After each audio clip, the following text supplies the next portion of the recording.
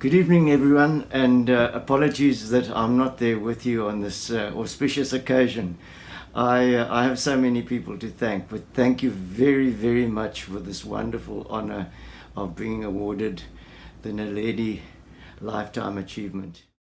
I'm so happy and also sad that the Dawn is not with us tonight, because I was a teenager many years ago in Worcester, and Des and Dawn came past doing their folk on Trek concerts, and I was there in the audience at the Besenbach Saal, and I think that's where I got this idea that maybe I could one day become a folk singer. Des was a big influence on me. He had this hit song at the time called Die Gezoem van die Beie.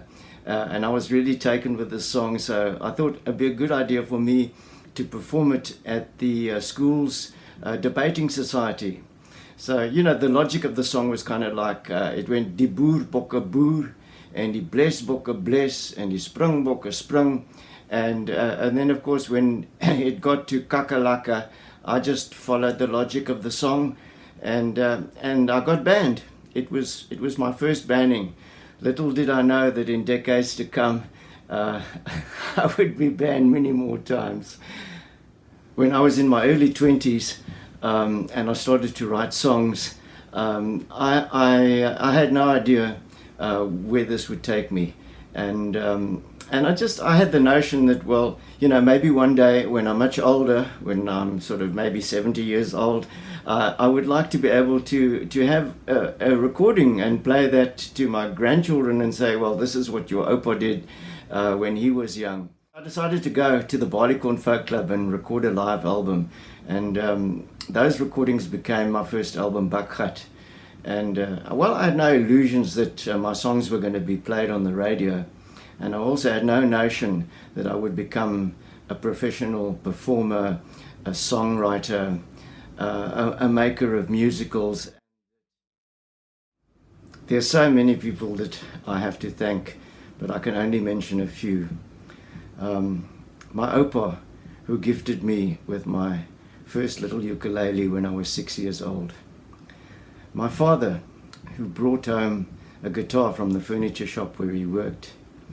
And Chris Munro, a friend of my brother's, who taught me my first chords and showed me how to play the riff of Peter Gunn. Huguenot Art Center, where I learned to visualize my ideas. And Adam Small, whose poetry I discovered in the library when I was a teenager, and his Afrikaans poetry really opened up a new world of possibilities to me. Barney Simon, who encouraged me to write songs for other people to sing. He showed me that I was a storyteller and that my songs would play very well on the stage, and led me to my first attempts at writing musical theatre. Tally Peterson, my partner, my writing partner of 20 years, for the wonderful melodies and arrangements that he composed for the songs that we wrote together. It was an amazing journey. And Renee, she has been by my side since we were teenagers, and she has encouraged me and guided me all of the way, and without her I wouldn't be here today receiving this wonderful Lifetime Achievement Award. There are so many people that I have to thank. Hundreds of people who've inspired me, believed in me, worked with me as musicians, sung my songs, spoken my words, acted out my stories on the stage. I appreciate everything and every one of you. It was a great time that we had, and I hope we will still have more. Thanks again from the bottom of my heart.